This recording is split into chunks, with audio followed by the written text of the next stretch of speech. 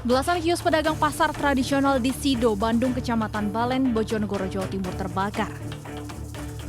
Api pertama kali muncul dari salah satu kios pedagang hingga merambat ke kios lainnya. Banyaknya kios yang terbuat dari material mudah terbakar membuat api membesar. Tak hanya membakar kios, sejumlah barang dagangan milik pedagang juga ikut terbakar.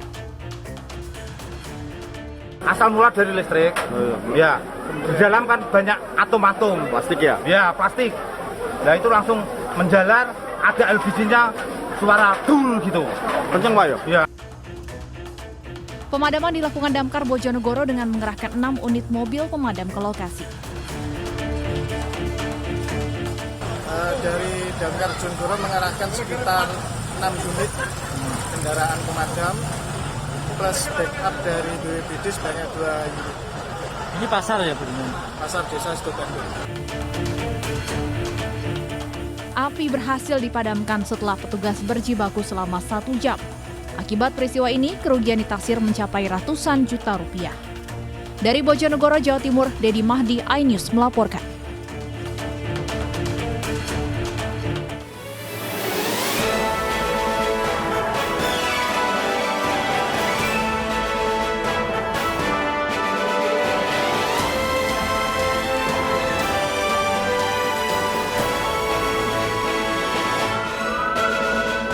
Puluhan rumah kontrakan di Berau, Kalimantan Timur, ludes terbakar.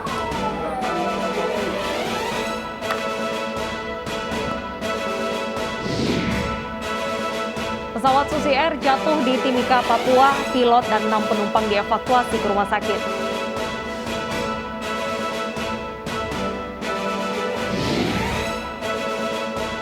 Dua tokoh bangsa Yusuf Kala dan Susilo Bambang Yudhoyono adakan pertemuan 4 mata.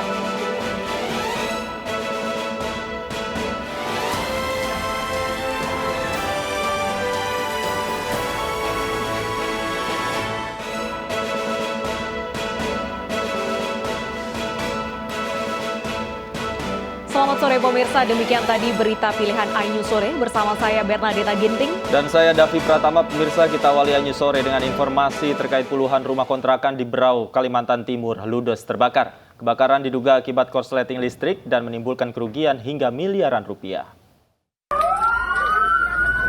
Kebakaran di Jalan Pulau Panjang, belakang fotokopi. 26 bangunan rumah semi permanen di Jalan Pulau Panjang, Berau, Kalimantan Timur terbakar. Banyaknya material mudah terbakar membuat api dengan cepat menjalar. Warga penghuni rumah hanya bisa pasrah menyaksikan rumahnya hangus dilalap si jago merah. Warga tak sempat menyelamatkan barang-barang berharga milik mereka. Selain menghanguskan 26 rumah kontrakan, 1 sepeda motor juga hangus terbakar. Itu waktu jam 9-an lah, itu didobrak sama orang, langsung dicari keluar kan karena tidur. Tapi api itu sudah ada di atas sana, di atas bangunan itu. Oh, apinya mulai dari mana? Dari belakang. Oh, dari belakang lantai 2 atau di bawah? Aku lihat tapi sudah tinggi ya. Iya. Tiba-tiba. Iya. Karena keluar sudah yang di belakang itu sudah. Ada suara ledakan nggak? Diduga kebakaran terjadi akibat korsleting listrik. Tak ada korban jiwa akibat peristiwa ini. Namun kerugian ditaksir mencapai miliaran rupiah. Dari Berau, Kalimantan Timur, MS Zuhri, iNews melaporkan. Pemirsa, banjir bandang menerjang permukiman warga di Kampung Cisarua, Kabupaten Bogor, Jawa Barat. Rumah dan kendaraan warga terendam lumpur hingga 2 sekolah diliburkan.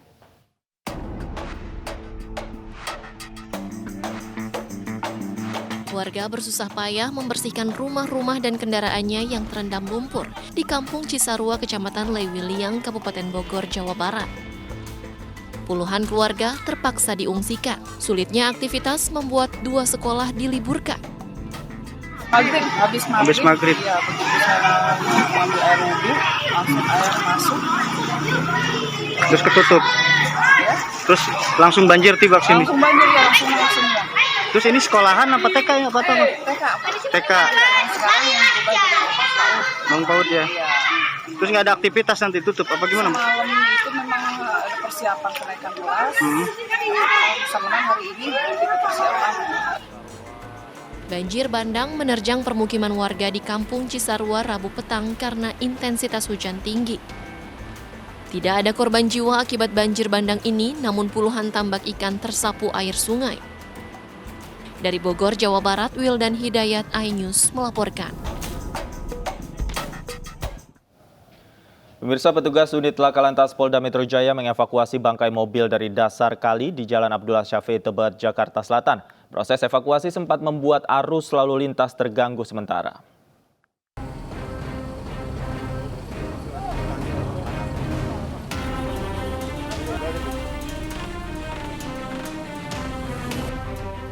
Evakuasi mobil yang terjun bebas ke aliran kali kecil di Jalan Abdullah Syafi'i Tebet, Jakarta Selatan sempat membuat petugas kesulitan. Selain karena lokasi yang sempit dan air kali yang dalam, petugas juga harus membawa mobil khusus untuk mengeluarkan mobil dari dasar kali. Setelah 1 jam, akhirnya mobil berhasil dikeluarkan dari kali. Awalnya tadi kendaraan Fortuner warna putih B sekian nombor ini dikemudikan oleh 1 orang laki-laki dan ada 2 orang laki-laki lagi rekatnya. Nah, saat itu memang situasi turunan dari arah sana hilang kendali, nabrak pagar terus masuk ke kali. Proses evakuasi sempat membuat arus lalu lintas di sekitar lokasi terganggu. Sementara kasus kecelakaan ditangani unit Laka Lantas Satlantas Polda Metro Jaya. Dari Jakarta, Helmi Sajangbati, iNews melaporkan.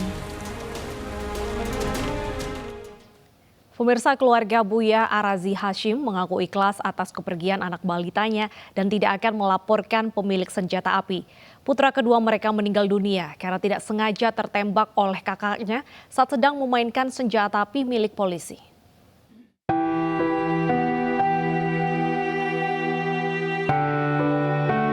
Tangis ulama Buya Arazi Hashim dan istrinya Eli Ermawati pecah menyaksikan jasad buah hatinya yang masih berusia 3 tahun, Hushaim Syah Wali Arazi, dibungkus kain jenazah. Putra kedua mereka tak sengaja tertembak oleh kakaknya saat sedang memainkan senjata api milik polisi. Kemudian jenazah dibawa ke pemakaman tak jauh dari rumah mereka untuk dikebumikan.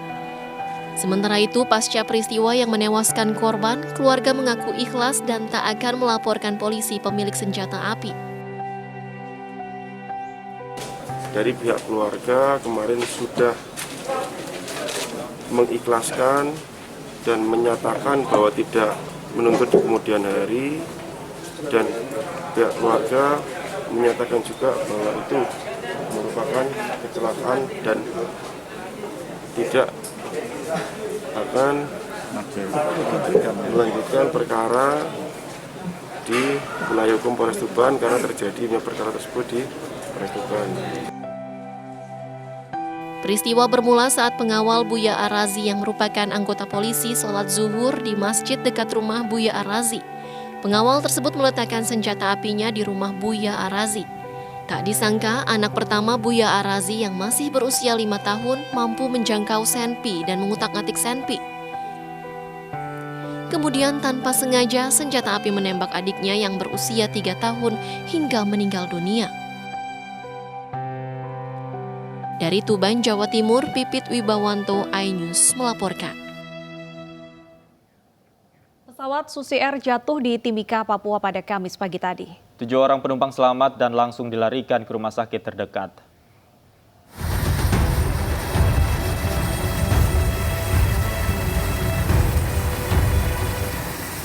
Tim SAR gabungan yang terdiri dari TNI dan personil SAR berhasil mengevakuasi 7 korban selamat.